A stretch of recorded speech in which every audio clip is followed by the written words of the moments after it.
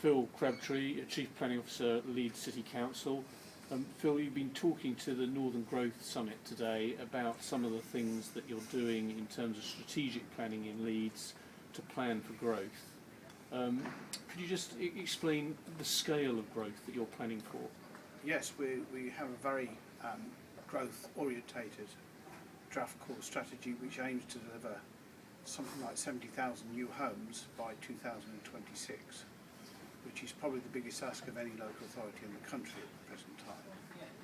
And it does that in a phased way, envisaging about 3,600 houses up to 2017-18 and over 4,700 up to the end of the planned period. Now you're doing this at a time that the MPPF has just come in, and you're doing and requirements to introduce neighbourhood planning. To what extent is that helping you or hindering the approach towards growth? Well, the identification of sites for that quantum of housing is a difficult task, and ideally we want to do it with local councils and local communities. And so the neighbourhood planning process is helping in getting the message across and allowing communities to identify their needs and appropriate sites alongside those that we identify. We're at a relatively early stage of the process, but so far the signs are looking good. Good. And what in terms of is there an extent to which the neighbourhood planning process there are ways in which it might hinder things or not?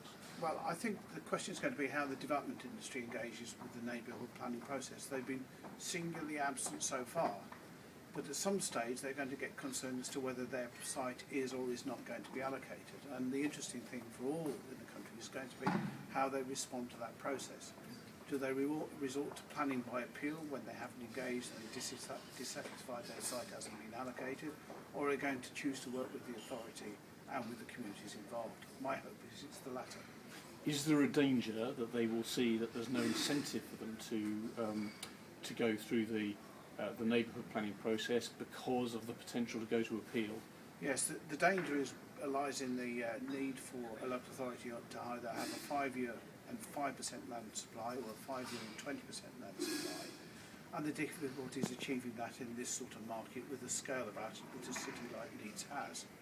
So there will always be a temptation, I think, for the more aggressive landowners, developers, to go straight to appeal once they've submitted an application, and therefore bypass the more democratic parts of the process which will be put into place by